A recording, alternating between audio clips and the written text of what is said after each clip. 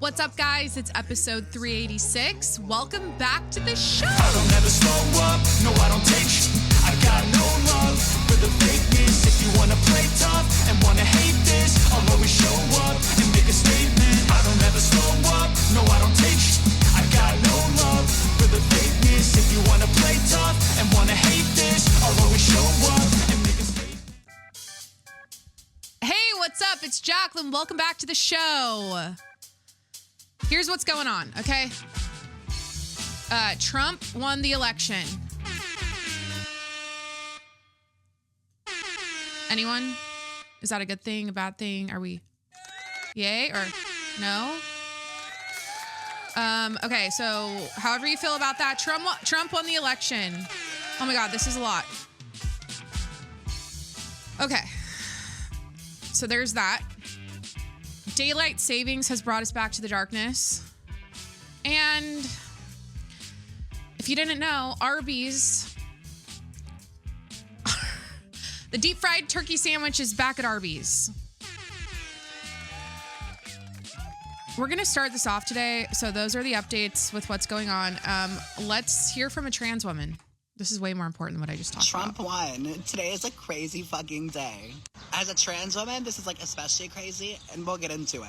I know a lot of you guys are either very happy or a lot of you guys are very sad and scared and mourning and don't know what comes next. But let's get into it. If you're freaking out and scared, I want to offer you a little bit of encouragement, just that you may not have considered. Trump won the popular vote. He won 70-something million views last night. During an election, people will say whatever they want about their opponent and their voter base so they can win. We've been hearing for 10 years now that every Trump supporter is racist and homophobic and bigoted and horrible. If that was 100% true, we would live in a very different place right now. Of course, there are racist, homophobic, bigoted people mixed in with these people, but by and large, these are normal American hardworking people who are kind and love other people and like minorities and like trans people and gay people. Most people are just minding their fucking business and want to be able to pay their bills. But the people on the left, a lot of the issue they ran on was abortion. I think abortion is so important. I think abortion is so important, and I am very much pro-choice. But to say that everybody on the right who voted for Trump hates women and wants women to die because abortion wasn't their main issue that they were voting on this election, that's not true or accurate or fair to say about people if they hate people because they didn't agree with you. And also, Kamala was running as the reproductive right queen, but what was she gonna do? Roe vs. Wade was overturned and it's been made a state's issue. So what was she really gonna do anyway? She was using all this emotion and all this hype to sell herself when really what power did she have to change what's happened? As far as the trans issue, there are a lot of people on the right who don't like us, who aren't vibing with the trans people. But how are they supposed to react when the left on one side has made it normal and readily available for kids to transition and for them to be on hormones and hormone blockers and kids can't decide to get a tattoo because they have no concept of the future. When you're 12, you have no concept of being a 25-year-old. When you're 20, you have no concept of being 35. So how can a child making these lifelong decisions? Now, if my child came to me and they were 12 and they were a boy and they wanted to be a girl, I would say, okay, babe, what do you want your name to be? Let's go buy some dresses, queen. Let's get some fucking makeup. Let's tell all your friends and family what your new name and pronouns are. But would I put them on a medical transition at 12? Probably not. And I think most people are pretty agree with that on both sides. I don't know. I just want to let you guys know that it's going to be okay, whether you voted for Kamala, whether you voted for Trump, whether Trump won or not, whether Kamala won or not. We were going to be fine either fucking way. This is America. All of us, for the most part, are basically sane. We just have different opinions on slightly different things. But for the most part, we all hold the same values.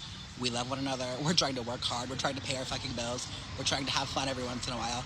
We're trying to fucking live fucking free, ho. Anyway, I love y'all. Bye. We're trying to fucking live free, ho. We're trying to fucking live fucking free, ho. Such a queen. Love her. Love the message. Yeah, that's where I'm at, what she said. And we're not going to talk about, by the way, we're not going to deep dive into the election. I'm not going to make this a political episode, okay? But I think at the end of the day, it's all going to be okay. It's all going to be okay. All right?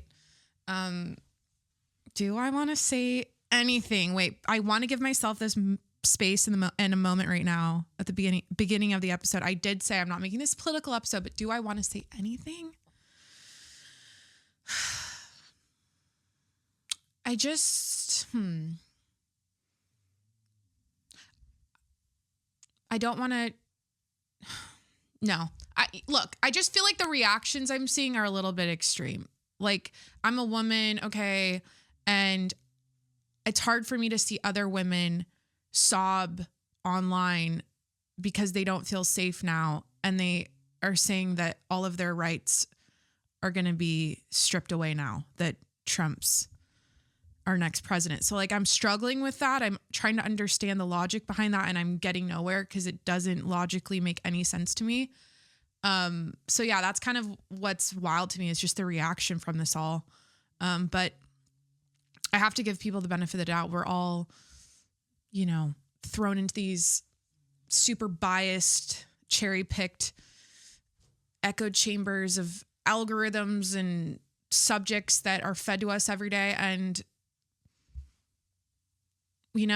it's all very convincing. It's all very easy to get suckered into, and emotions are powerful. Emotions are very powerful.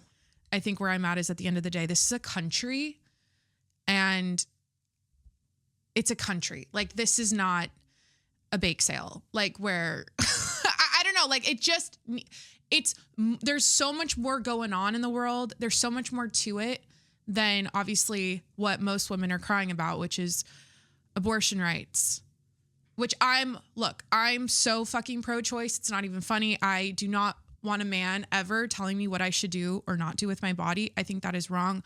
I am so against that. But when it comes to voting, when it comes to looking at the country and the state it's in right now, that to me is a tiny little piece of the pie of what really needs to fucking be focused on, and what really needs to change. So I can understand, though, again, I understand where women are coming from. I understand, because I feel the same way. Like, I do feel the same way, but that's not, in my mind, in my own opinion, a reason to just like cast a vote a certain way, when there's so much more that needs to be addressed in this country and fixed. And yeah, so I guess we just did the little political segment in the beginning because it's fresh.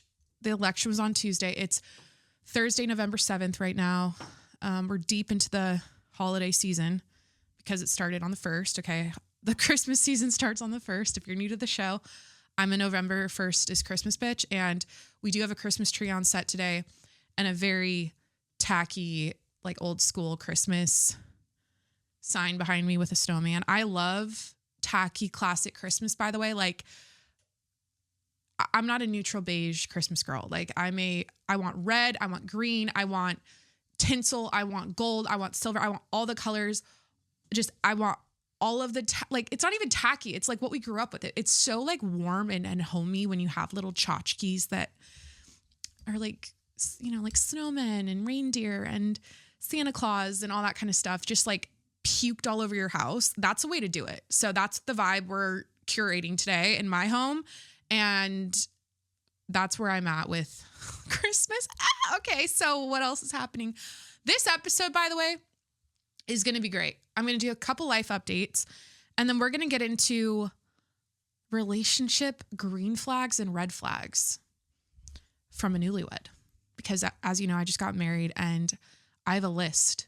I have a list of all of my green flags, all of my red flags when it comes to dating men, and my tips and my advice, because I'm on the other side now, and I haven't dealt with a fuckboy in a really long time because I dodged all those bullets and I finally figured it out and I found a husband. So yeah, we're going to talk about that. That's going to be like the main topic of today's show. And I already feel myself wanting to crawl back to the abortion topic and the election. And do I want to say this? If you're even getting online and posting about, or just complaining and crying about your rights being stripped away because Trump is going to be our next president, just remember that women can't speak in Afghanistan, okay? Like, y'all need some perspective and some education on women's rights and what's actually happening in this world to women. I know it's still not ideal that it's now a state's issue and some states don't allow abortions. And I'm not stoked on that. I think it should be across the board, legal and easy and free and accessible to all women. I am so fucking for that. But at the end of the day, if you're even coming online complaining about it and crying about it and going to the extreme saying that like women are dying, which yes, that is true. Yes, there are stories out there, very awful stories of women that have died because of what's going on with abortion control and bans and all of that, which it's so fucked up. This whole thing is fucked up. And I don't, just because, yeah, okay, Jacqueline, yeah, some women have it worse in the world. So what are you saying? Like, just remember that. Like, remember when you come online to repost a story or a cute little meme that's aesthetically pleasing to look at about women's rights and we need to fight and we're going to lose all of our rights and now we're not safe because Trump's back in the White House, blah, blah, blah. Just remember the women in Afghanistan that literally can't fucking talk. And you're doing just fine. If you can even repost a story, you're doing just fine. If you can even repost a story and your state doesn't allow abortions, this is the thing though. I think in Texas, they come after you if you cross states to get an abortion, which is really fucked up. But like, you'll figure it out. It'll be fine. Like it's almost like, how many abortions do the Democrats plan on getting? Like, how many abortions? It's like, it's like the only focus. It was the only, to me, just seeing the conversation online during this election was like all people talked about. And I'm like, damn, out of all of the issues in the US, like this is the one we're the most concerned about.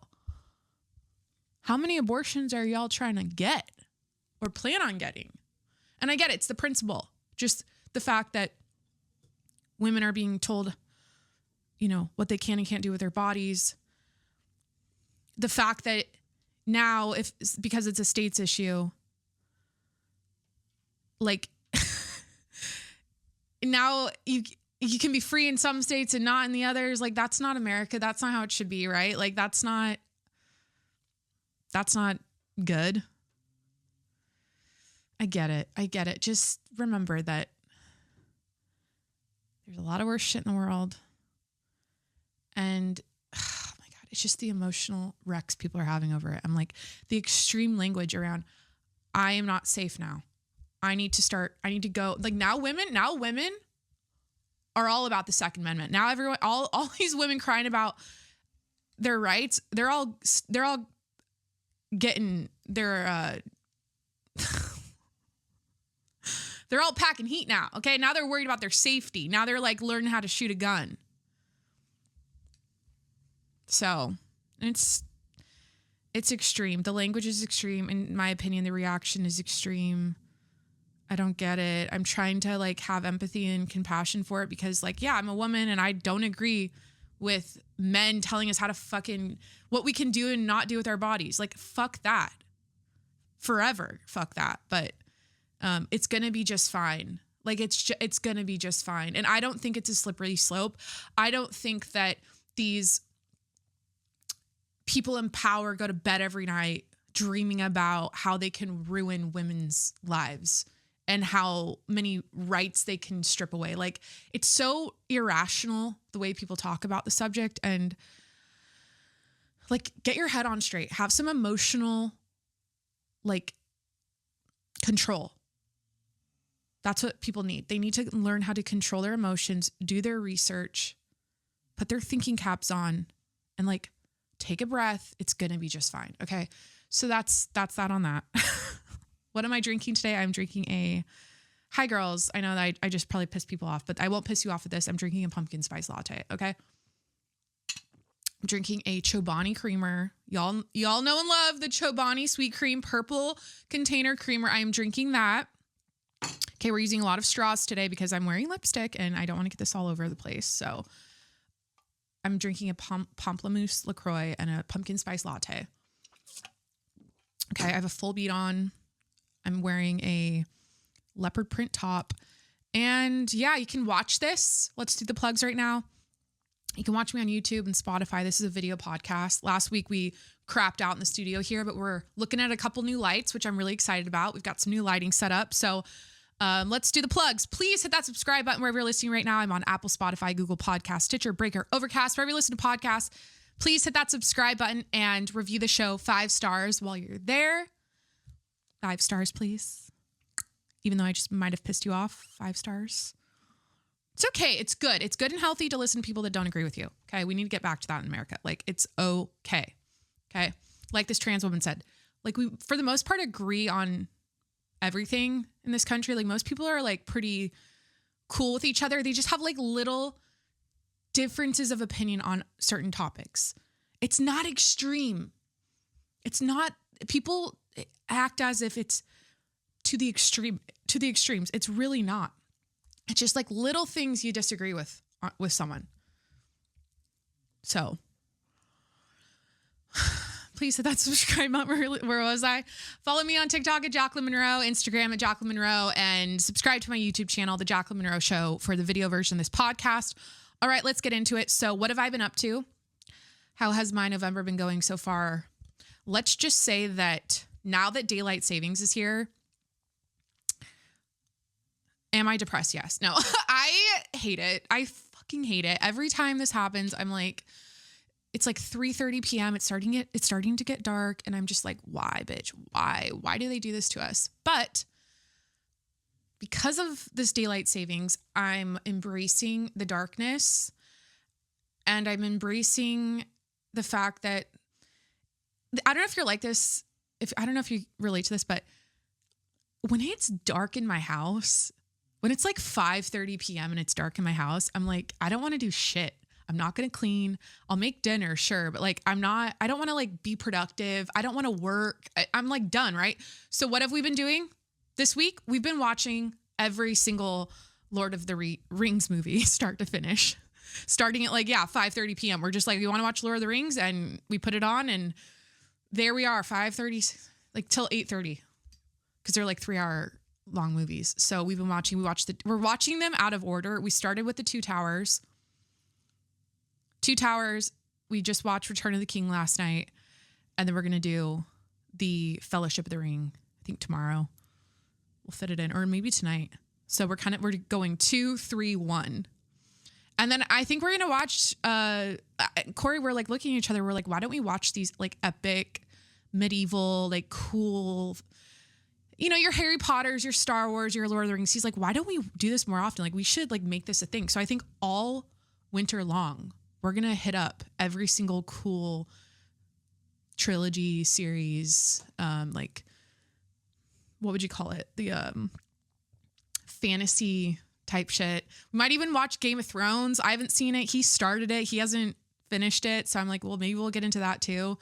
So yeah, we're not on our crime docs right now. We're on our Lord of the Rings shit. And oh my God, the appreciation I have for those movies now that I'm older is like crazy, because when I was a kid, they terrified me. And mind you, I looked it up. Two Towers came out in 2001. No, 2000. That's actually crazy. It was called Two Towers in 2001. It came out. No. Fellowship of the Ring came out in 2001. Two Towers came out in, how did that work? How did the public receive that? Like, The Two Towers is the name of the movie. It came out in 2002, which I was in second grade. So like when I looked that up, I was like, I just blacked out. I was like, there's no way. I was in second grade when I saw Lord of the Rings for the first time. And I remember being so terrified. Like, those damn orcs would terrify me. I like couldn't watch. I watched it, but I was like not watching it. I was like trying to, I was closing my eyes most of the time. But now that I'm older, and I've rewatched it a few times since then, but and now they've like reformatted it in like fucking 8K. I don't even know if 8K is even out, but I'm like obsessed with it now. I'm like, oh my God, like I can't believe the graphics were this good. I can't believe Orlando Bloom was that young. Like it's just a mind fuck watching it now that I'm 30. So that's what we've been doing at night. That's a current shows we're watching. Those are the current shows we're watching. What are brain cells? Oh my God. I have this book, by the way, I bought called, it's called like The Well-Spoken Thesaurus or something, where it's like, instead of saying this, say that, because I want to work on becoming a better orator in 2025. I'm already working on my New Year's resolutions, and that is one of them. So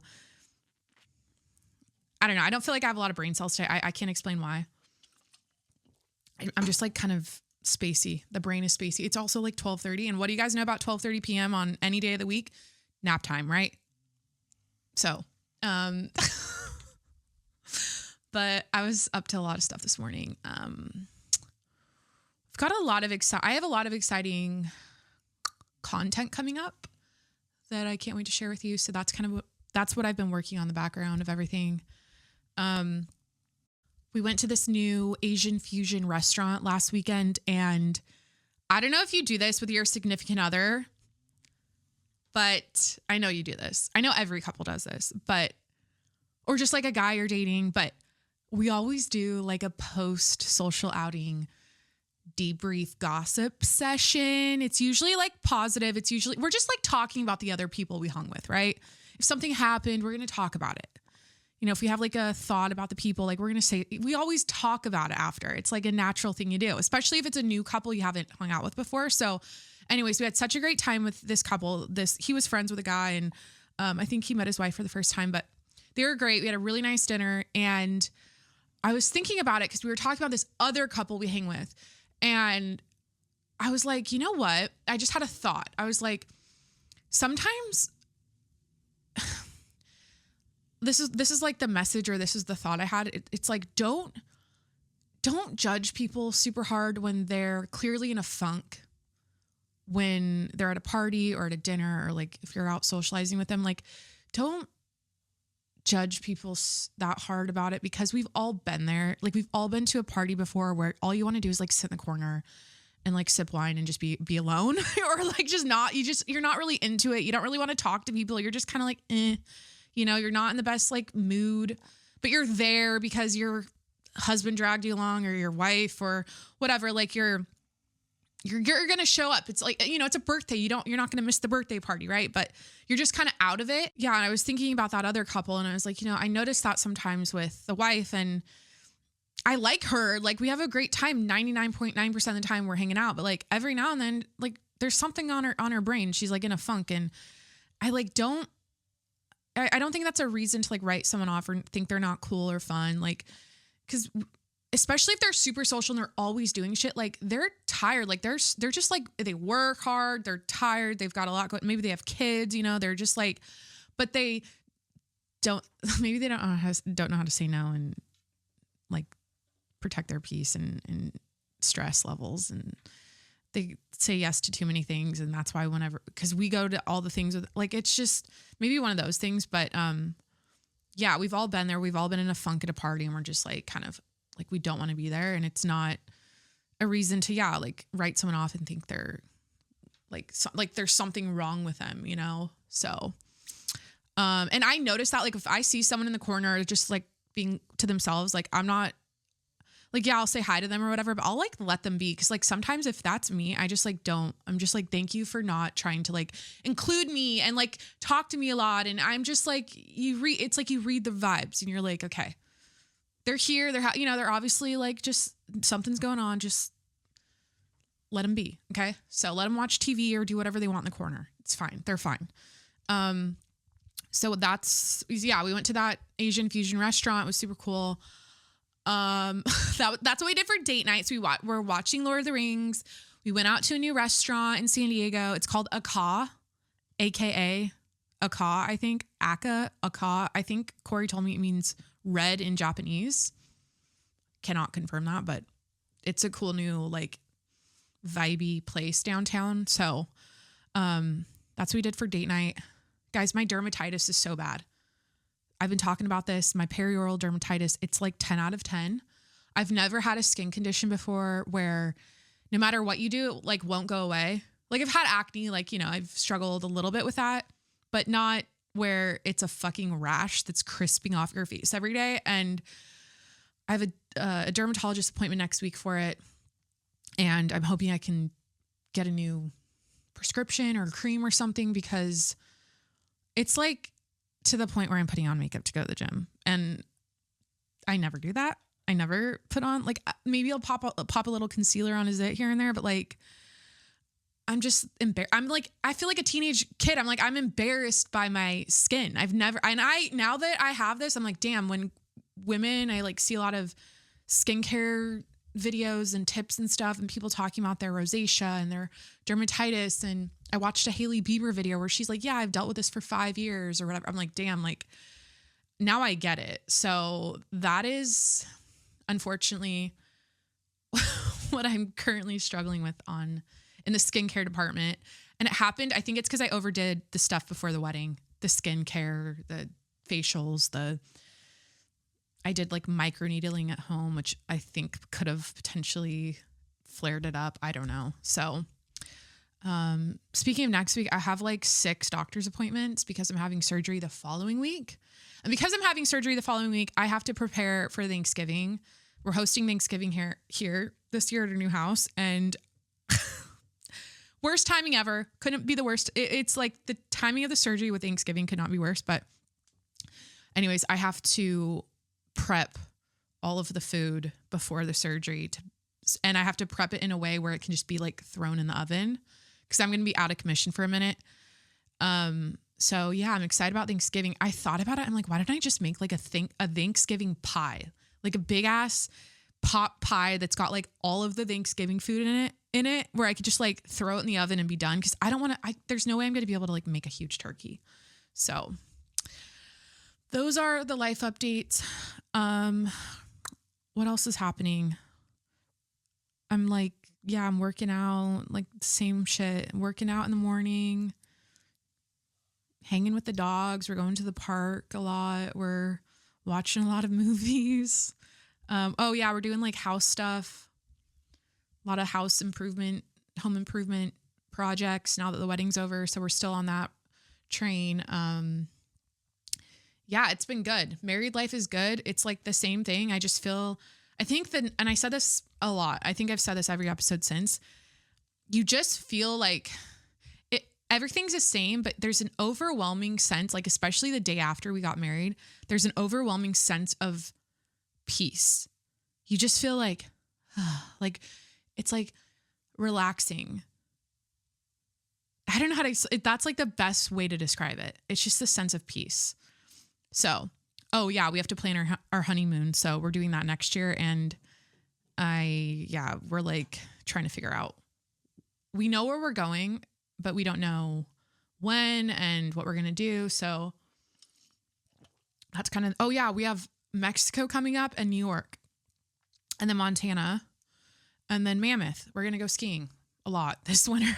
So lots going on in the travel department coming up. Like all we want to really do next year is travel. We're like, we bought a house this year and all we've worried about this year is the house and the wedding. And next year we're like, all we want to worry about is how many planes can we hop on and how many countries can we travel to. And, you know, we really want to travel. Cause it's like been a minute and we need it. Like I'm craving it now, where for a while I was like, I could go with, I like a little, little short trip in the States here, whether that's like going to Florida or back home to Washington, it's like, or we went to Hawaii. Like those are like chill trips, but I want to do like non-chill, super foreign, like don't speak the language kind of trips all next year. Like I want to be on a plane every week.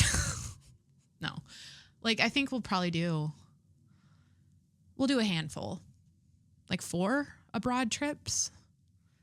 We might just do a Euro summer and say, fuck it. And we'll be gone for 3 months. I don't know. That's what I'd love to do, but it's tough. It's like tough with the dogs and logistics and work. And, yeah, so that's what's up. That's what's going on. Now relationship green flags and red flags. Let's do it. I curated a list here because there's a lot. Actually, this might be too many for the episode. There's like 60.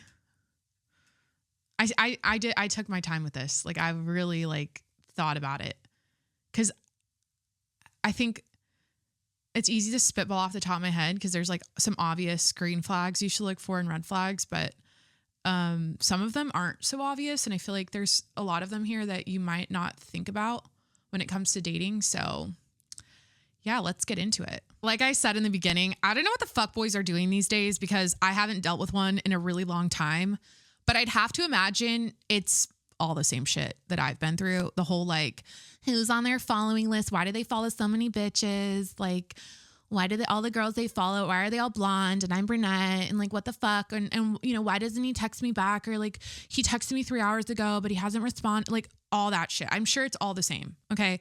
So here are my tips as a newlywed, as a woman who like found the one, and how did I know he was the one? And what did I look for? And what were the green flags when I started dating Corey, you know?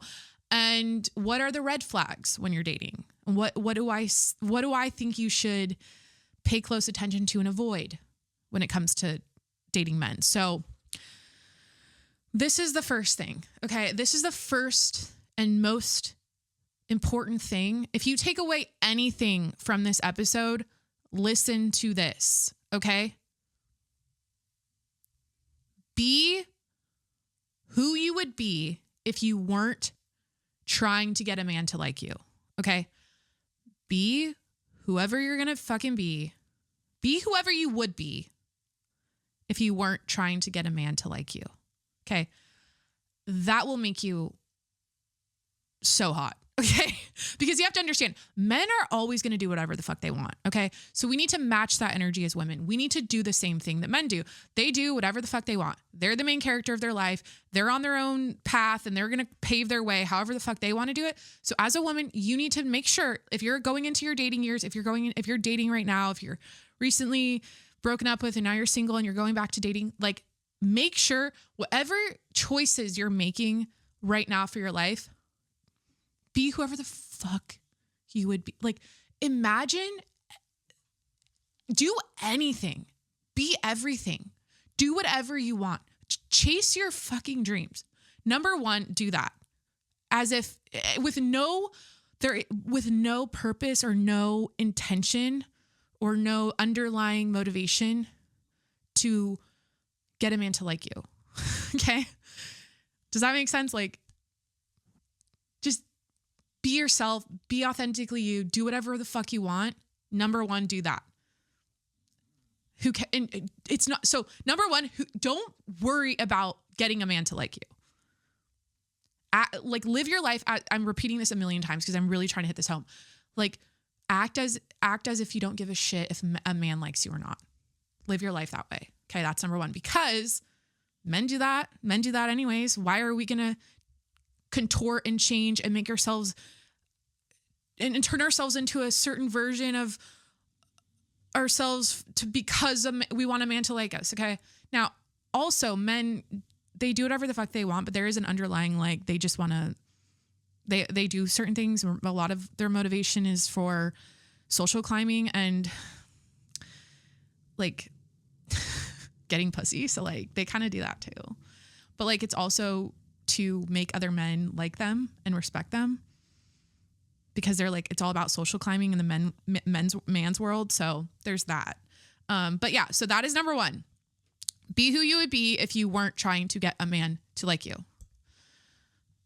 Number two. Okay. Whoever you're dating, whoever you get involved with when it comes, whatever man you get involved with, dating, engaged, marriage, they have to be such a net positive to your life. They have to be such a positive improvement in your life by miles. Okay. It has to be like, if your life isn't 10 times better when they're around, leave. I'm sorry. Like, it is not worth it to just have like a buddy that's hot and you fuck him and it's like, oh, you know, he's my boyfriend or what. It's like, no, they have to bring your life up. Okay. It has to be a major benefit to your life when they're in it, or else it's not worth it. Leave. Okay. That is huge. Number 3, they want you, the guy you are dating wants you to have your own life, your own shit going on. They genuinely want you to live your life, do whatever the fuck you want with your life, be who you were going to be before you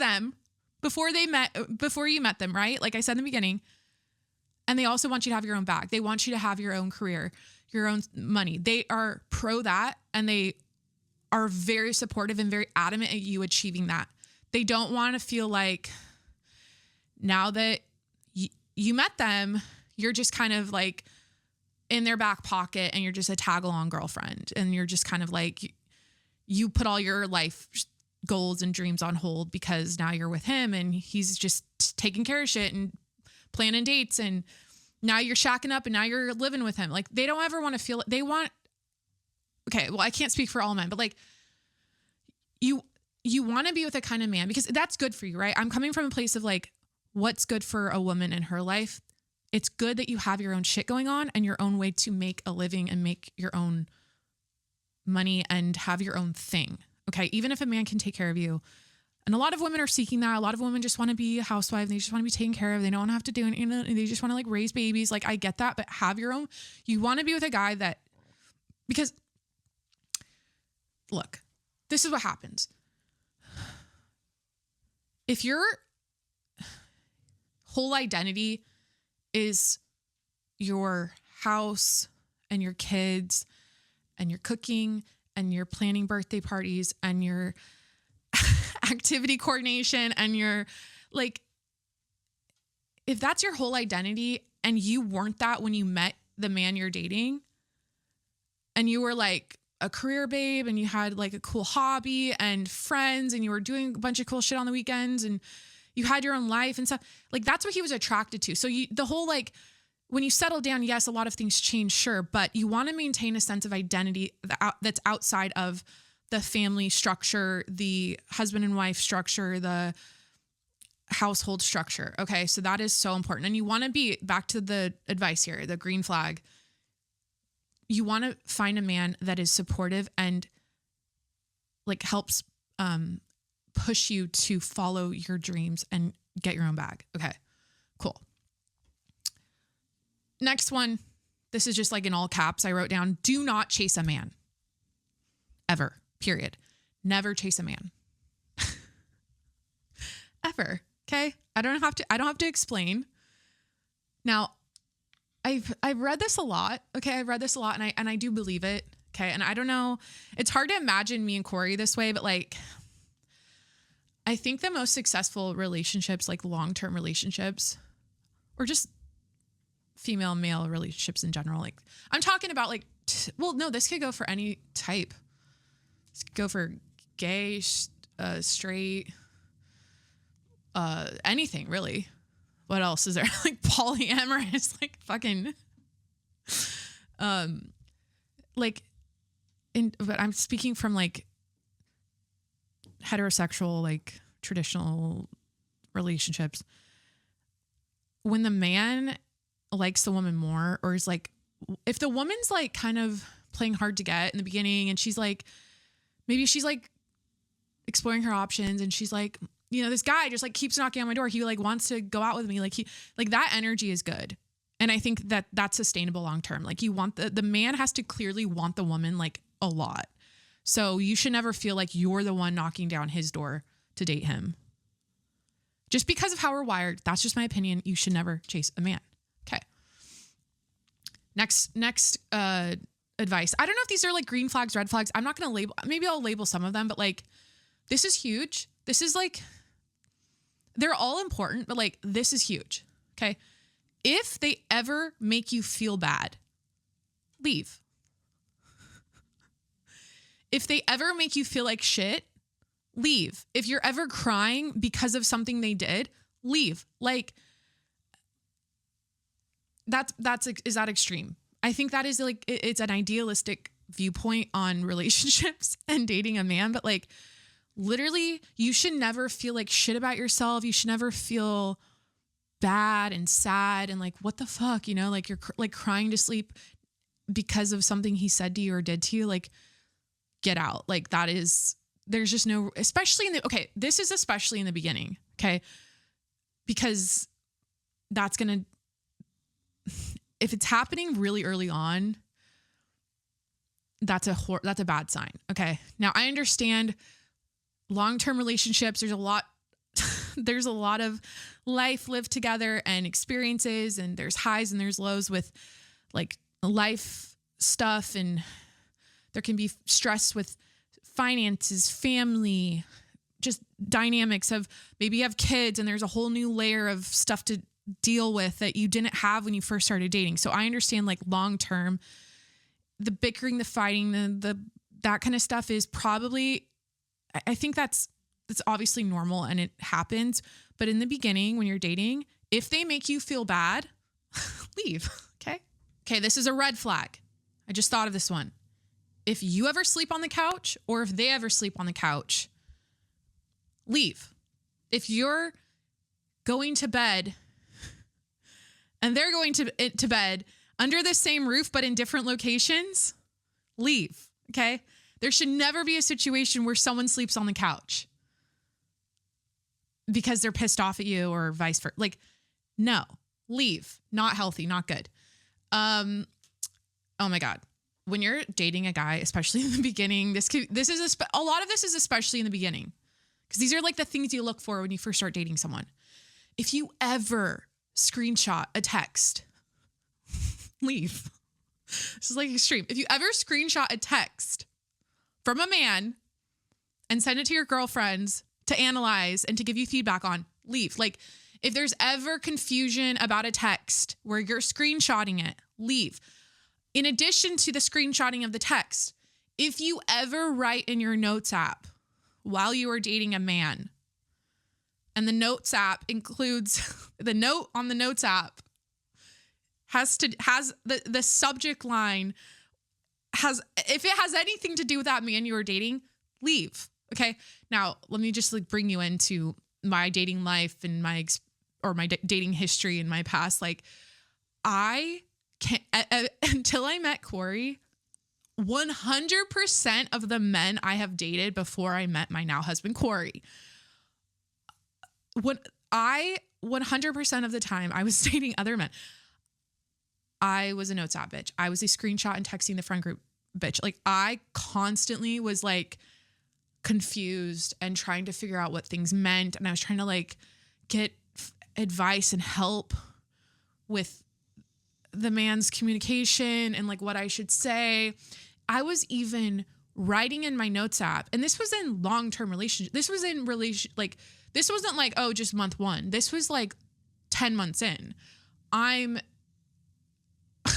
writing text messages in my notes app. I'm drafting up text messages to my boyfriends in my notes. Like that is leave. Okay.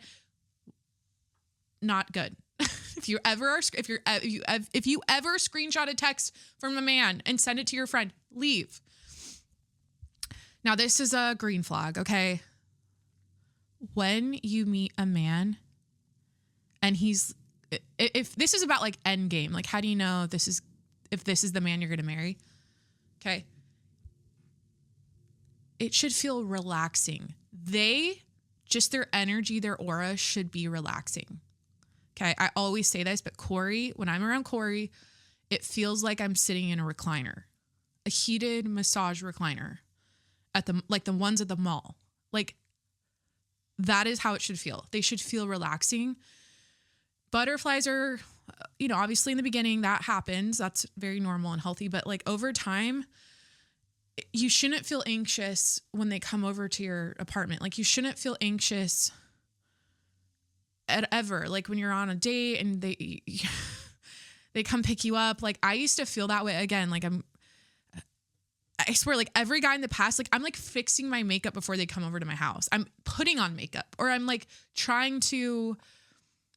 I would go so above and beyond and I'd be so like, anxious about them coming over. And like, obviously I would want to put my best face forward and like present myself well. And I valued that and I cared about that in those relationships, just like I do now. Like I get done up all the time for Corey. Like and I do it for myself too. Like whenever we go on like date nights, like, I mean, last weekend I was like getting ready for 2 hours to go on a dinner date. Like, I don't give a fuck. Like, I love that shit. But when you're like nitpicking yourself in the mirror before the man comes over to pick you up for a date and you're like all worried about how you look and you're just like really anxious about him or when he drives up and you have that like fight or flight response, leave. Okay. That's not healthy. They should feel relaxing. Okay. You should just feel a sense of calm. Like everything should be like a hum, like, oh, that was kind of beautiful. I really like this episode. I actually feel like I'm helping people today. So, it's always a good feeling when that happens and I'm not just fucking talking about myself the whole time. Okay. Another thing that's huge, especially in the beginning, is you should never like with Corey, I never was like waiting for a call or a text. I never was like, when's he going to text me back? When's he going to call me? Like I wasn't sitting and like checking my phone, refreshing my text messages all the time, like waiting and waiting and waiting. If you're dating a guy and you're just like you're always wondering like, why wouldn't he text me back? He said he wanted to hang out. He hasn't hit me up. He hasn't planned the date. You're wasting your fucking time. Like I wasted so much time just like wondering, and we all do this. We're all like hopeful. You like a guy, you meet him a couple times and you're just like, oh, I really hope this guy likes me back. And you're like, but you have to be almost like unemotional about it. It's so hard. Like you have to just be like, it's not easy though when you're in it. Dating is so complicated and it's all emotional. That's the motherfucker. It's all emotional. Like it's so easier said than done. But you should never wonder. You should never be waiting for a call or a text. And I think I'll add to this. If a man FaceTimes you, in the beginning, I never received an audio phone call from like a regular phone call from Corey. It was like every single call was a FaceTime. And I was like, oh, that's different. Also texting. Oh my God. Corey, texting is huge. Let's talk about, okay, so phone calls. I think a green flag is he FaceTimes you. Okay. I think a red flag is if a man is like trying to get to know you through text. Or did I just say a red flag or a green flag? I just lost. I can't remember. I think a red flag is when a man is blowing up your phone, texting you, like really chatty with the texts and the flirt, the like sexting and stuff. Like that's like, okay.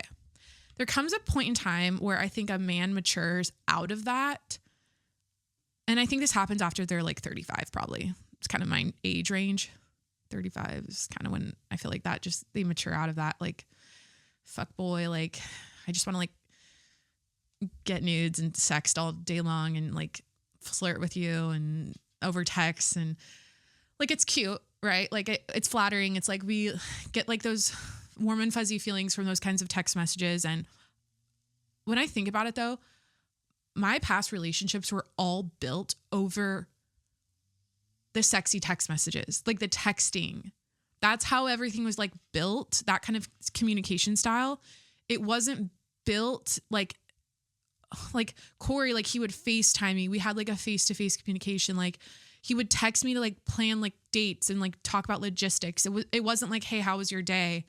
He wanted to see me to find out how my day was. So I think that was a huge green flag with him. Like it wasn't like the little like flirty text messages all day. And I think every couple's different. Every relationship's different. And like in the past, like, yeah, it was fun and all, but when I think about it, it didn't have as much substance and weight to it than like when Corey would just like fucking FaceTime me. That's like so normal and so like real than asking for nudes 24/7. Red flag, you know, like, also like you can probably relate to this, but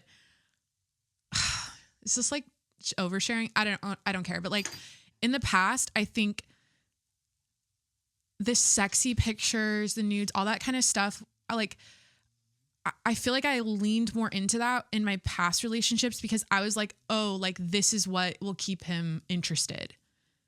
You know, like I was just like, oh, like most girls don't do that. So I'll be the girl he's talking to that's just like blowing up his phone with lingerie pics and fucking tits and ass. Like, I was like, that's a bad strategy. Do not do that. Like there's a type of man, like you shouldn't, if you feel like that's what you have to do to keep a man, especially in the beginning, like that's what you're like, just leave bad sign. Okay. It's so funny. Like I never felt that way with Corey. Like, oh, I have to like blow up his phone like that all day or like I did in the past to make him want me more or be interested in me. Cause it just wasn't like that. Like it was so much more mature and like real and it wasn't like, he wasn't a fucking fuckboy. So, next up, they have clear intentions in the beginning, very clear intentions. Hi, nice to meet you. I want a relationship. I'm looking to get married someday. I want to have a family someday. I am looking for a girlfriend. I want to have a girlfriend. Like they need to be so fucking clear. Or obviously, if you're looking for that, if you're looking for a boyfriend, if you want to find a meaningful, healthy relationship that is a major benefit to your life after you have been doing whatever the fuck you want without the intention of making a man like you, remember in the beginning, if that's your path, that's where you're at. And then now you're ready to like date and find a man that is a benefit to your life and you can have fun with and, you know, live with and everything.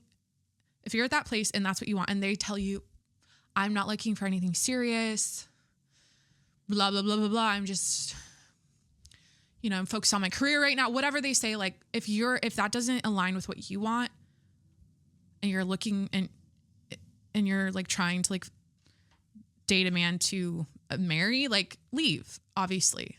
Okay. But their intentions need to be crystal clear from day one.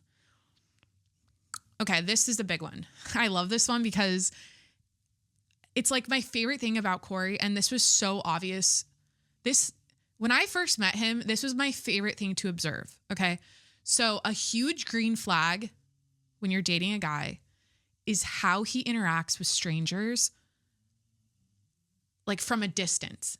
Or when you're next to him, sure, you could be at the grocery store and he's talking to the cashier, fine.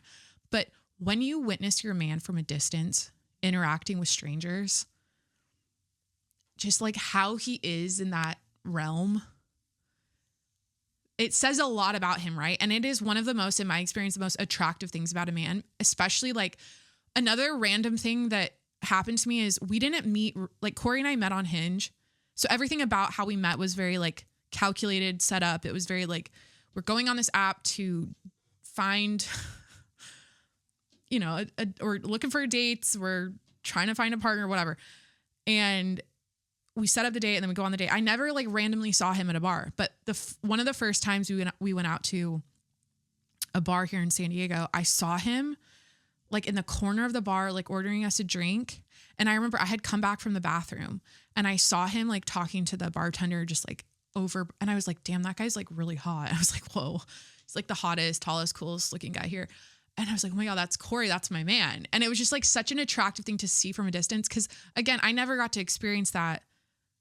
Like when I first met him where, you know, it wasn't like we were in the same office and I saw him every day. I didn't get to observe him in that like distance way. So I'll add to this, back to how they interact with strangers. This Halloween, the way like Corey was, he was helping out or passing out candy to the trick-or-treaters before me because I was inside like making dinner or like helping the dogs or something. But I could like see him outside talking to the little kids and the parents, and it was so cute. And just like how he was with them was so sweet and so like special. And just like he took his time with each kid and he was making these funny like voices, and the parents were like super, like they're like, oh, you're so funny or whatever. Like just witnessing that, that is such a green flag, like how the guy you're dating is with strangers. Okay, next up is his following list, who he follows on social media. Okay. Now, it obviously says a lot. Okay. I would highly take it into consideration who he follows on Instagram and not necessarily how many followers he has, because I also, another like green flag is a man who's not a social media guy. A man who doesn't have social media is a major green flag. Like men that aren't really into it, they're not really into posting, or like they're not trying to like pop off on Instagram, and you know, that's in my opinion a major green flag, because it's like, why are you, it's for the social media is for the girls, okay, and the gays. That's men on social media. Like I get that, okay, the podcasters with the good tips and tricks, and the there's like a time and a place. Like I don't want to like alienate myself from all these like amazing content creators that are men, but guys that are really into social media, like I would just take caution. But back to the following list, I think it does say a lot. It says a lot, especially if obviously it's a bunch of tits and ass and they don't even follow them back, and it's like 90% of who they're following. Now I understand a few Instagram models, hot, big titted, big ass broads. Like I'm totally fine with that. And I want to talk about something else. This is like a segue, a side quest conversation in this like green flag relationship, green flag and red flag segment.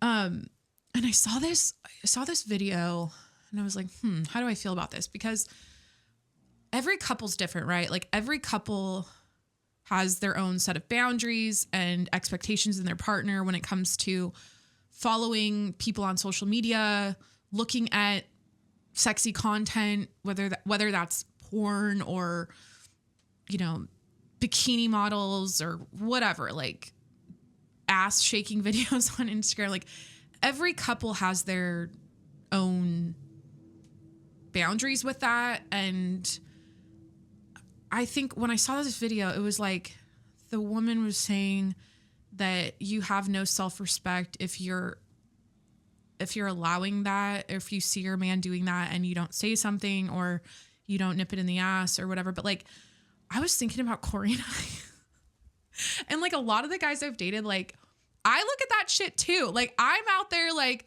if I see sometimes I'm like, damn, like look at this picture. Like I'm like, Jesus Christ, look at this.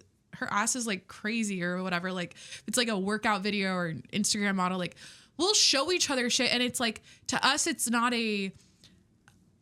I'm not offended by it, or it's not like I see my man like in his following, like back to his following list. Like I also, this is another thing, another green flag is I didn't feel compelled. If you feel compelled to check a man's following list in the beginning and you're like really like worried about that, maybe that's not a good sign. In my case, like first of all, I never think to look at his phone, and I never think to look at who he follows on Instagram.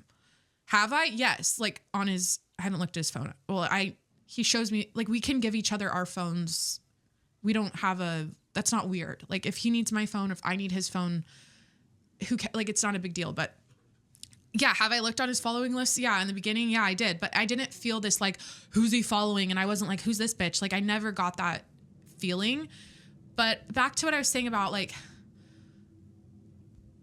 couples that, or like if your man follows, I think it's just like a natural thing to like see hot people and be like, oh wow, they're hot. But like, you're not like, oh, I wish I was with her, you know?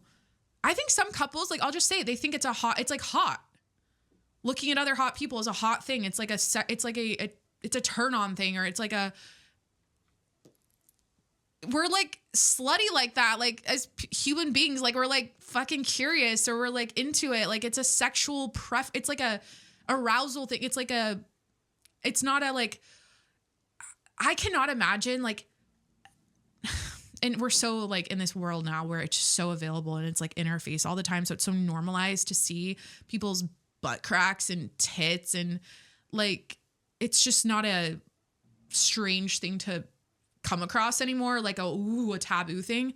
But, I think we're desensitized to it a little bit, like me and Corey. Like we just like see it all the time. We like show each other pictures. We're like, oh, look, and it's not sometimes we're hyping it up. We're like, damn, she looks like great, you know, like look at this chick, holy shit. Like especially like I look at a lot of fitness content for inspiration and like workout ideas, and sometimes I'm like, I'll show him someone and I'll be like, damn, or like this is how I want my ass to look like. And I don't make it, it's not I don't think it makes me more mature. I don't think it makes me better. I don't think it makes me like you call me a pick me, but it doesn't, I think it's also, like I said, I'm desensitized or I'm unfazed by it because I've just been with so many men where it's like, yeah, that's probably going to happen. They're going to be scrolling on TikTok and they're probably going to be like for 2 seconds longer than you'd want watching bouncing tits. And you're going to be like, what the fuck? But I do it too. So it's like, I look at girls more than I look at guys. Do I like seek out the muscle men on Instagram? Not necessarily like the muscle men, you know what I mean? Like hot dudes, like not really. I'm more like, where are the hot bitches at? Like, that's what I'm like trying to see, you know? So I think it just all depends on like what you're okay with and what would make you feel good or feel bad. And, it doesn't make me feel, it's not, the thing is, it's not a constant. It's not like a problem. It's like, it doesn't phase me, I guess, or him. Like I even send like, I follow this guy cause he's got a lot of great fitness content for men. I'll like send Corey his workout videos. And this guy's like buff as fuck, like super, like he's a really handsome guy and he's like buff and everything. And I just like, and Corey like follows him. He like bought the protein he recommends. It's not like it's not like, oh my God, like why is Jacqueline like following this guy and watching his workout videos? It's not like one of those things. It's just, it's information, it's inspiration, it's attractive people that are fun to follow. Like who cares? It's not, I don't make it a thing. Corey doesn't make it a thing. But if it's an issue in your relationship and your partner isn't changing, or I don't know what you do. Like, what do? Do you just break up because of it? Men are you just have to understand, like I'm not trying to defend men's DNA and like how they're wired, because I think it's so fucking annoying sometimes how they're wired. But maybe explore it yourself and like put yourself in a man's shoes. Like maybe you'll enjoy like following that kind of sexier content or looking at it. Maybe you just haven't explored that side of your, I don't know, sexuality, or like it's like a taboo to you still, or it's like it rubs you the wrong way, and so you've never wondered why, or maybe you're I don't know. I'm a free-flowing individual when it comes to that kind of stuff. Just like sexuality and like sexy content and what I see on Instagram. I just don't give a fuck. Like I don't make it a thing. Now, I don't think it's good for young people to be looking at that too early. Did I just see in Australia they're trying to ban social media for anyone under 16? I think that's pretty cool. But yeah, I like looking at hot bitches just as much as my man. So like, what do? I don't, but I'm not like, he doesn't just stare. It's not like all I see is like maybe every now and then I'll see it, but it's not like, but he also, it's just like you and I, like you'll scroll and you'll see something. It's like, you sometimes can't help what the algorithm gives you. And I feel like anyways, I do remember though early on, this is like, we're going to get back to the green flag and red flag list, but I remember early on, Corey was on Pinterest, and that's when I first started seeing him look at rings. But I also saw like hot bikini models in between the rings. And I remember like going like, this was like a month into dating, or was he looking at rings that early? Probably. I mean, I wouldn't be surprised if it was a month in, but I was like, oh, who's that? You know, I always say like, oh, who's that? And he's like, oh, I'm looking at outfits for you. I always thought that was really funny. Okay. Everyone's got their own preference, and just just communicate with your partner how you feel about that. That's, I guess, all you can really do. So back to the list. So I mentioned the following list, who he follows. Following and liking, like, there are some guys that I used to date where it's like every fucking picture of a woman, and I was always on their following list. That's how I figured out a lot of information about, like, if they were cheating on me, if they were talking to someone else. Like, you can tell, like, girls know everything. Like, we're like so intuitive on that shit. And you can tell by, like, the pictures they like, and maybe they had commented in the past, like 2 years before you started dating them, on this particular girl, and now they're like liking your pictures again. So you're like, what's going on here? You can connect a lot of dots through the following list. So pay attention to that, but, like, don't be too psycho. And if you are, like, it's probably not supposed to be with him. So, okay, back to the green flags, red flags. I mentioned doesn't post a lot on social media as a green flag. Also, like, if they post on Instagram stories like a girl,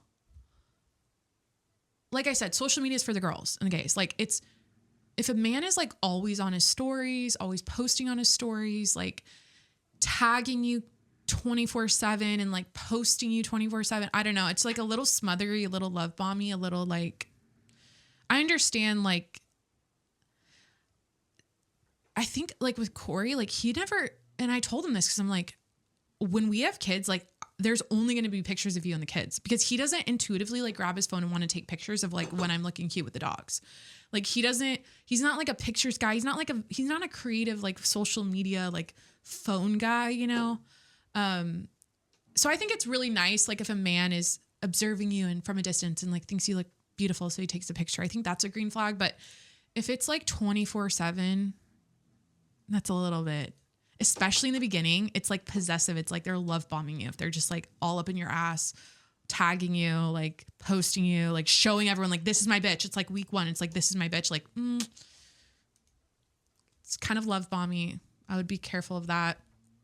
Okay. Green flags is obviously laughter, a man that can make you laugh, where it hits your funny bone in the right way. Like, if their humor matches your humor, nothing better. That is so core to a healthy, like, relationship, or a healthy, like,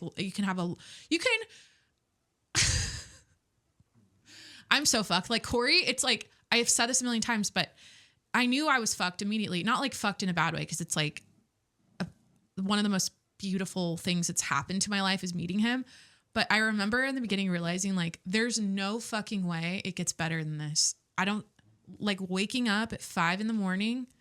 to a joke machine that doesn't turn off until 11 p.m. the same day, where, like, all this man wants to do is not only make me happy, but make me laugh all day. And it actually makes me laugh, and it's actually funny. Like, that's the best. So if the man makes you laugh, if the guy you're dating can make you laugh, and it's real and it's genuine, and it's, like, all you do all day long is laugh, and your abs hurt all the time because of it, and you're just like, yeah, green flag. I used to, just thinking of my past, like, the guys that, okay, I feel like most of the guys I've dated, it was like, I just liked them because they were so hot. They weren't funny. They were just so hot. And that just blinded me from everything else, because, like, okay, they're not that funny. Because, like, hot people are boring. Like, a lot of hot people are boring. You know, they're like, they just lean on their looks their whole life. So, like, I just remember so many road trips and traveling situations where we're on planes and airports, we're abroad, whatever, where I was, like, so bored with the guys I was dating.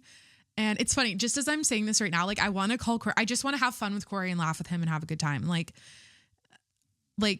it's like a craving for it. Like, the man is like, it's like, when it's addictive. Like, when you're with someone like that, it's like every step of the way of your life is fun. It's a good time, even through the hard times, like in the stressful times, like, it's fun. They make life fun. It's the best. So, yeah, back to the list. I feel like I'm doing too many tangents. Let's just stay on track here. Consistency, the word of our relationship. The number one thing that is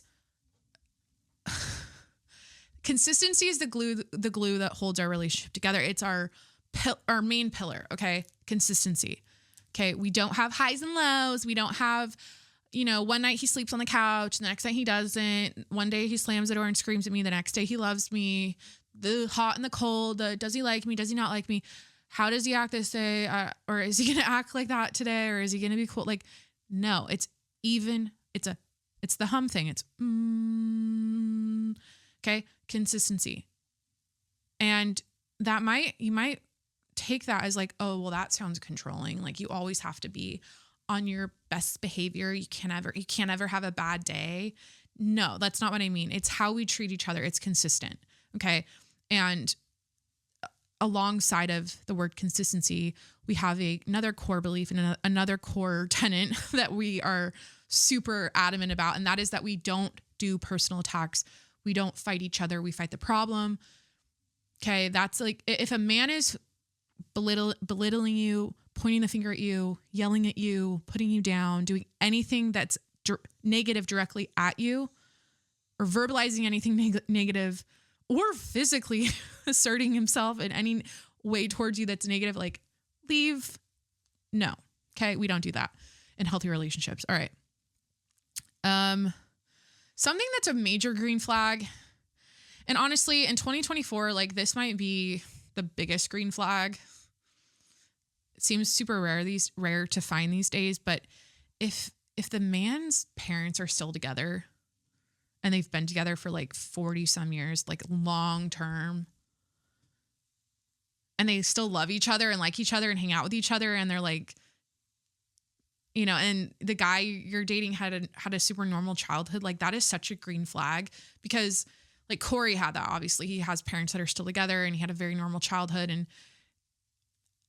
it's such a mind fuck, because I feel like everyone has, or most of the people that you meet nowadays, it's like parents are divorced, shit hit the fan, there's drama with the family, like there's always something. And when you meet a guy that has always had a positive experience, or like a very healthy, nothing's perfect, by the way. I know that.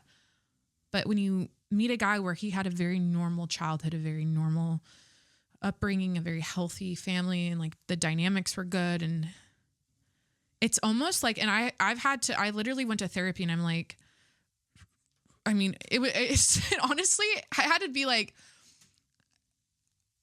cause I have a rockier story. Okay.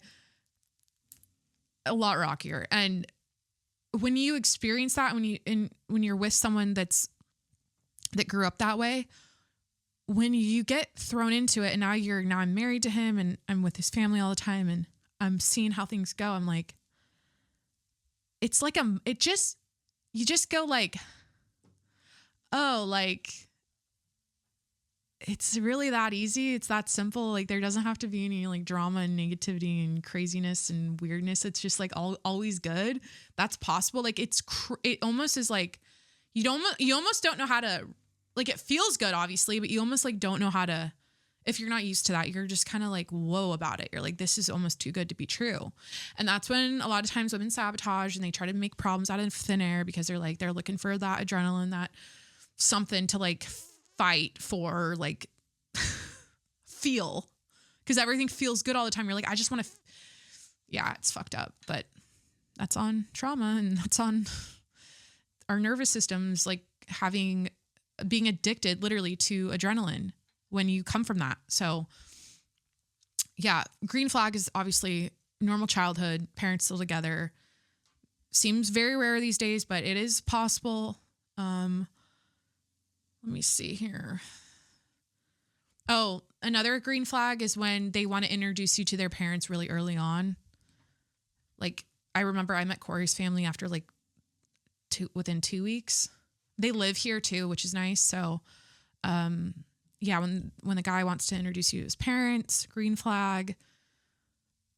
Also, like if their parents are cool and you like hanging out with them, major green flag. Or his family, just like everyone that lives under his, what am I saying? Am I hitting a wall? No, I'm not. Okay. Yeah. Like it's always a plus when the parents are cool and you want to hang out with them, and you can like go and just like go to their house by yourself and hang, and it's not weird and you're not feeling uncomfortable. And that's always a green flag. It's kind of like what I've said all this whole time. Like, if you're confused if they like you, leave. It should be so obvious. Like, there should be no questions. A red flag to me is if they're in like a major party scene, they like to go out a lot. They always talk about their exes, and they're always talking about like drama. Like, whenever you're with them, it's always like they're always talking about other people and like drama, and they're just like out a lot and in that kind of like lifestyle. You know, maybe they're balanced. Maybe they like, yeah, you like them because they're like, they work out and they like work hard but they also like to party hard. But maybe, I don't know. There's something about people that are like, it just gives fuckboy douchebag. Like party guys that go out all the time. They're just like sleazeballs. I don't know how to explain it. Like, I'm all for like when Corey and I first met, we went out a lot. Like that's like what we did on the weekends. And I could tell though, like that wasn't his thing. Like he was a like leave the party early, like let's go to bed on time kind of guy. And I was like, yes, you know? So that's a preference thing. Personally, I don't want a party guy.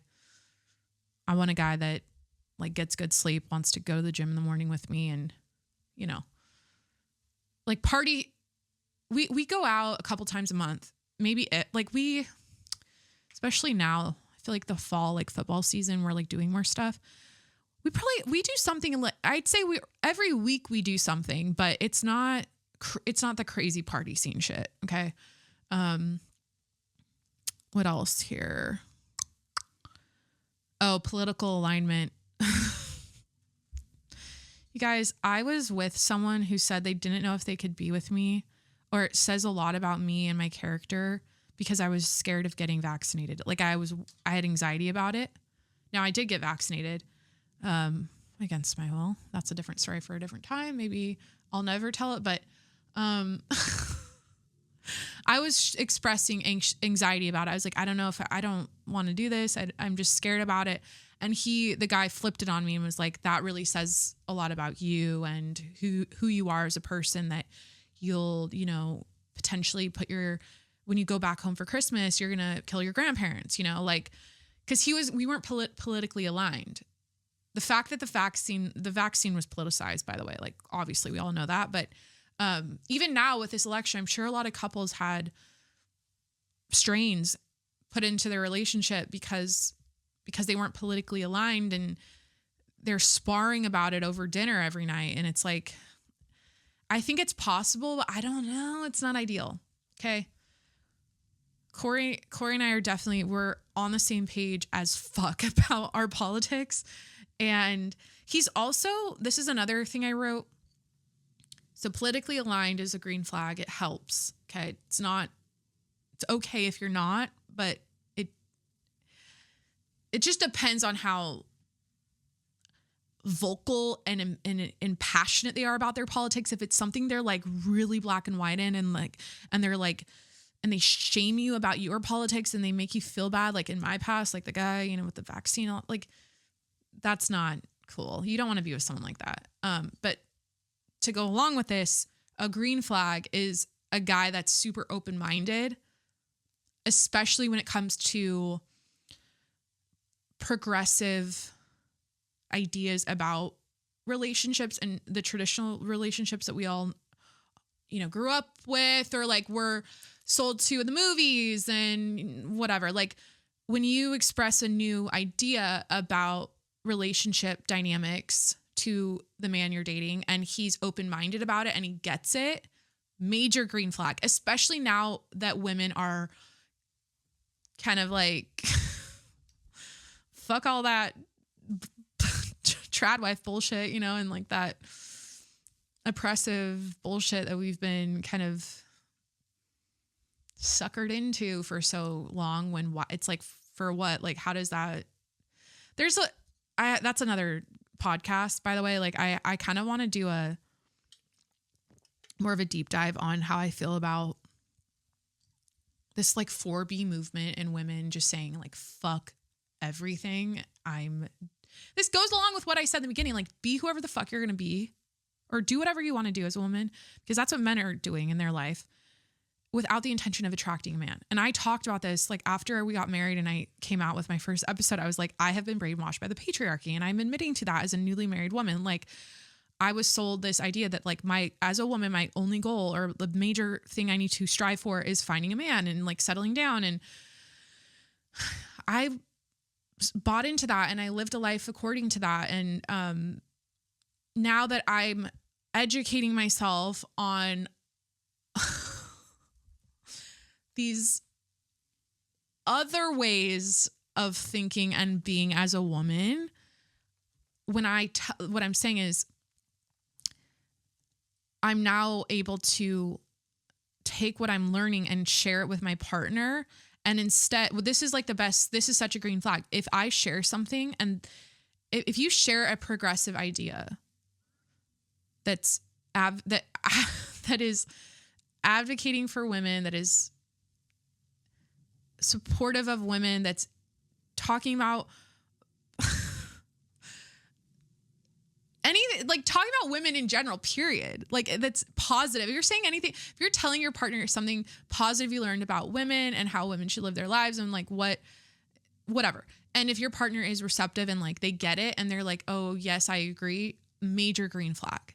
And so I'm just saying like the fact that I can do that in my relationship and it's received well and it's not like shunned and like shut down is everything, because we should all be able to grow and evolve and learn and change in our relationships with our partners. You should never feel like you have to be in a box your whole life. And so I have done a lot of growing and learning since I met Corey, and he's learning along with me because I'm telling him these things, you know? So yeah, major green flag is if they're open-minded and you can share new ideas, new ways of thinking with your partner and they are receptive to it and they don't shut you down and make you feel like shit because you think a new thought. Okay. Because we change our minds every day. Okay. We all do it. We learn something new and now we think something different. And the next day we learn something new that contradicts what we learned, what we thought the day before. And it's rinse, repeat our whole lives. And that is so normal and healthy. And so you shouldn't be with someone that's going to make you feel like shit about that. Okay. You don't want someone who's stuck in their ways and doesn't want you to learn and grow and evolve as a person. So I said what I said. Another green flag is, this kind of goes along with that. Like you feel safe enough to call them out on their BS. So if you're dating a guy and he does some bullshit and you call him out on it, you should feel safe enough to address it. And then on top of that, major green flag is that man takes accountability for what he did that hurt you. Now, the man you're dating should not be hurting you. You should not always be calling him out on his BS. But if that happens, because it's going to happen, especially in the beginning where you're still learning about each other and you're probably going to butt heads on a couple things here and there, nothing major, right? But when that happens, major green flag is that he takes accountability, apologizes, and does not repeat the behavior. Okay. You want a man who takes accountability and actually changes the behavior and doesn't keep doing it. And now if they keep doing it, you're going to get worn out from it. And you're going to that's when you start writing the list in the notes app and then it's over. Okay. If they're always doing the same shit and you're always crying about it and you're always calling them out about it and it's just like, stop, like, when are they going to, it's not, just take it from me. They will never change. Okay. They will never change. If you've addressed it 10 times and they haven't adjusted their behavior and worked on it and corrected it or caught themselves. Like I recently started saying something. This is me taking accountability right now about something Corey addresses. Like he'll say something and like, I will just go, oh God, just like that. I'll just go like, he'll start to say something. And the way sometimes when he starts saying something, it'll sound dire and like bad and like, oh no, like, oh, what is this going to be? So I go, oh God. And he goes, stop saying that. He's like, it's not bad. Like, why do you say that? And I think it's just a bad habit I'm in. I just say it and I don't realize I'm saying it. So the last time it happened, I go, oh, I'm sorry. You're right. Like, I don't know why I said that. It's like, I'm just on autopilot with my reaction. I'm not So that's a good example of my partner saying, you know, hey, like, don't do that. It makes me feel bad when you do that because I'm not going to say something bad. It's just, you know, okay, you guys get the point. I'm gonna end this list with a fun couples game idea that Corey and I just came up with the other night. And we're in bed and somehow we got on the food topic. Who knows why? Like, we were just in bed talking about food and grilling and cooking and baking. And maybe I was talking about what I'm making for Thanksgiving. I think I was. And I asked him I was like, okay. He wanted me, he's like, can you make lasagna? And I'm like, can you make lasagna for me? Like, hello, like, I want you to make me a lasagna. And so, anyways, I asked him to, like, from the top of his head, build a lasagna, cook a lasagna, like verbally cook a lasagna. Okay. I told him, like, think of every ingredient, list it out, and how would you make it? And he sat there for like 20 fucking minutes. It wasn't that long. But he was going through, like, okay, you're going to need, he's like, you put cheese on the bottom and then you put sauce and then you put, he's like, those noodles, those like round noodles. And I'm like, round noodles. So, like, we were going through all the ingredients. I was like helping him with it. And I told him what ricotta was. He's like, I'm like, you need the ricotta for the lasagna. And anyways, we keep doing it. We're like, he'll look at me. He's like, okay, I don't know. What's like a random, like, I asked him to do chocolate chip cookies. Okay. It's like, he listed off the ingredients and it's just it's a brain exercise. I feel like you can get to know your partner better because I feel like it says a lot about a person. Now, I like to cook and bake and all that. So I know a lot of recipes, but I feel like it says a lot about a person when they tell you, like I'll tell him, like, hey, make enchiladas. And it's just like, I doubt he'd even mention enchilada sauce. Like what's the El Paso? Is it El Paso? Or no, La Victoria enchilada sauce. It's just funny to hear. I feel like if some guys are amazing cooks, he can cook, but it's not like he can cook, you know? So that's a fun game. Ask your partner to build a dish from the top of their head. And I don't know, we had a lot of fun with it. And we randomly did it. It wasn't something we like saw on TikTok or whatever. We were just like, it's a good way to fall asleep. Just start, you know, it's probably a good way to get tired. Is instead of scrolling on your phone, you're just sitting there like, okay, noodles, cheese, butter, basil. So, all right. I think that's the episode. This was fun. I wanted to, put this out there in a cohesive list because this is all the advice I wish I could tell my younger self, but you have to go through the trials and tribulations of fuckboy relationships to finally find the one and get to the other side. So, it's nice here. It's calm here. It's peaceful here. And I feel like it's a wild thing to look back on. Like, gone are the days, you know, gone are the days that I'm like refreshing my iMessage, like waiting for the text to come through, wondering if he's going to text me back. Gone are the days that I'm like downloading dating apps and then deleting them after 2 days. Cause I'm like, fuck this shit. And like, I mean, it's just that's a past life. And it's wild to look back on because that sucked. Like, it was like fun sometimes. Like, there's a fun craziness to dating and trying to like figure out if a guy likes you. And there's like it's part of life, you know, but I don't miss it. And it's so fun. The word is like, it's one less. This is the thing. When you're in a healthy relationship and when you're, you know, now I'm married, I don't have to like think about dating and guys and all that bullshit anymore. It eliminates so much mental space in your head. You're just like, it's not a thing anymore, you know? But I will say my other major relationship tip here is never stop dating your partner. Never stop putting on, you know, the cute outfits. I don't know. Never stop. Like, put yourself together. take care of yourself. Don't let yourself go. Like, I don't think you should go to the extremes of like fucking full face of makeup, blowout, and,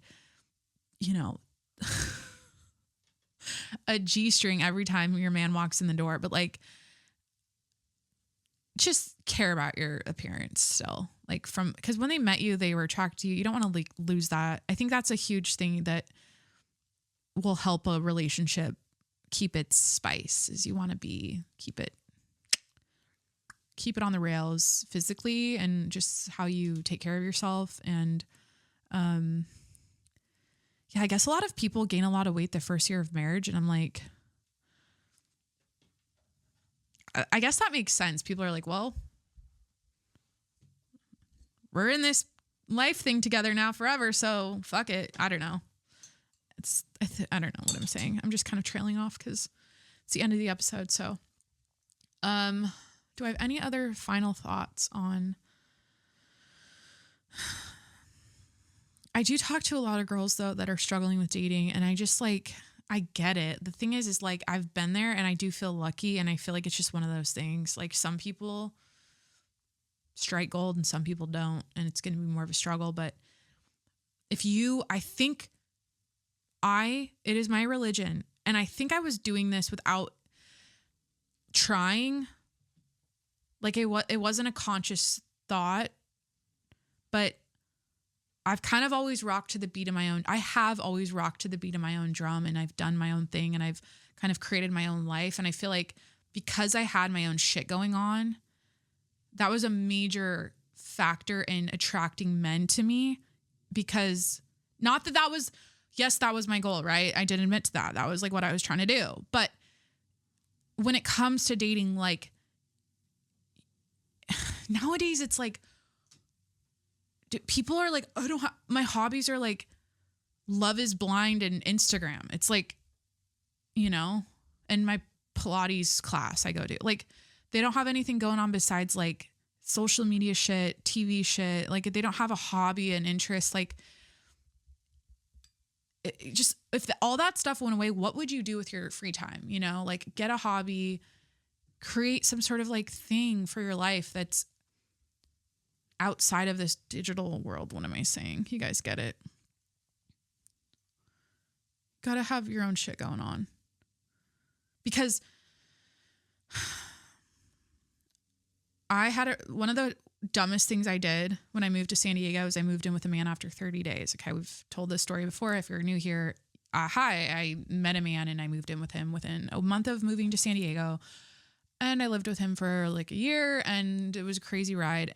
But what happened, the dumbest thing I did is I had built myself up so high. I felt like I was on top of the world when I moved to California after college. And then I meet this guy, and then my entire life became him and his life.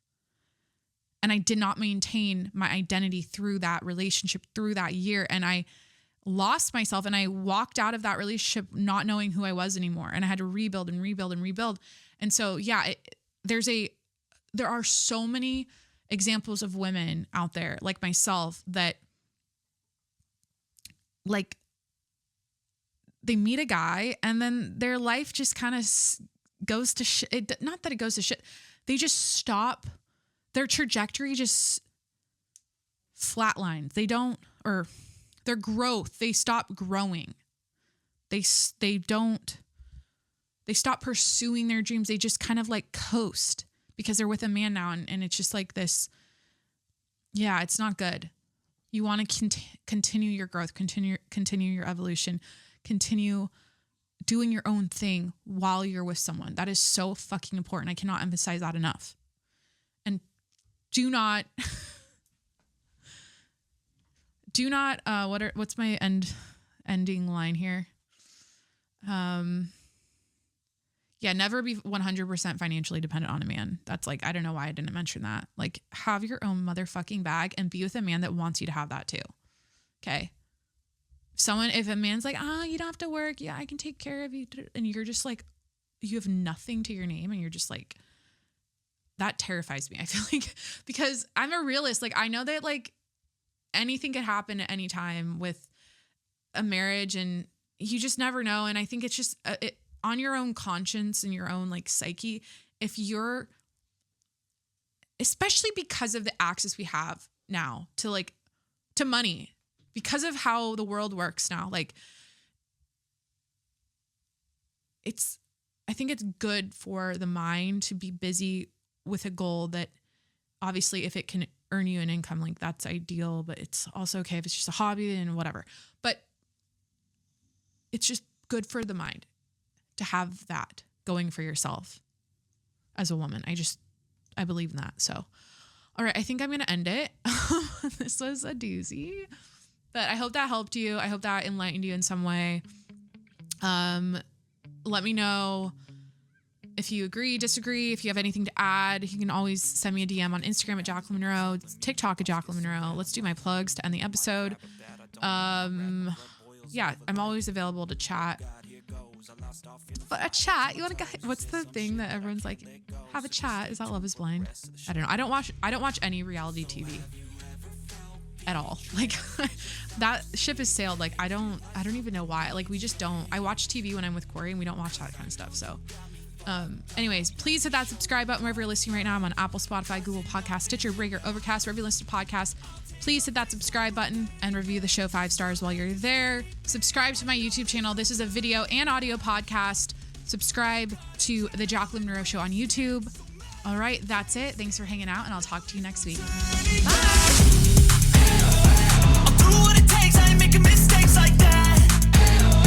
I'll play it on your face to make you go take it back. I'll lose my shit. I go crazy when I'm mad. And now you go wish you would shut the fuck up real bad.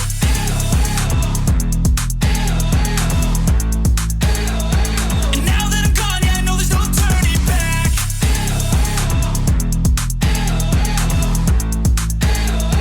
And now that I'm gone, yeah, I know there's no turning back. I don't fucking take smoke, I'm a poker holder, you choking's overdue. Come at me and you won't get any older, dude. Crack your holder too.